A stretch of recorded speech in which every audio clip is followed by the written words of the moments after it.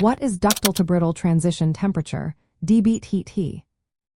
Imagine a metal that behaves like soft clay when warm but suddenly turns into glass when cooled.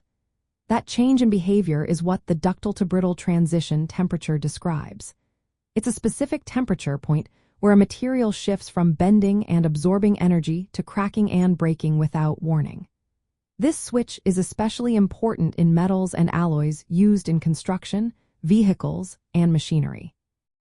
When temperatures drop below this point, the material becomes much more prone to brittle fracture, which happens very quickly and can cause sudden failure. In mechanical failure mechanisms, brittle fracture is a common concern because it can happen without much warning. The ductile-to-brittle transition temperature explains why some materials that are tough at room temperature suddenly become fragile in cold environments.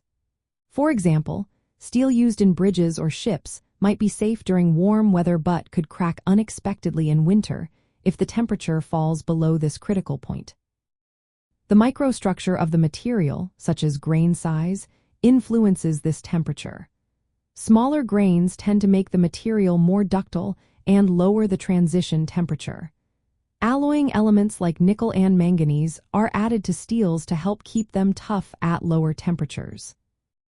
Testing methods like the Charpy impact test help determine this temperature. In this test, a small sample is struck with a swinging pendulum at different temperatures to see how much energy it absorbs before breaking. The results show a curve that indicates the shift from ductile to brittle behavior. Materials with a face-centered cubic crystal structure, such as copper and austenitic stainless steels, usually do not have a clear transition and stay ductile, even in cold weather. On the other hand, body-centered cubic materials like low-carbon steels have a distinct transition point, often around or below 0 degrees Celsius. Knowing the ductile-to-brittle transition temperature helps engineers design safer structures.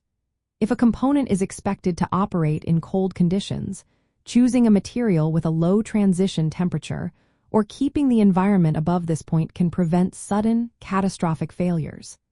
This is especially important for pressure vessels, bridges, and vehicles in cold climates. In essence, the ductile-to-brittle transition temperature marks the boundary between safe, flexible behavior and dangerous, brittle cracking. Understanding this helps us avoid unexpected failures and keeps our structures and products safer.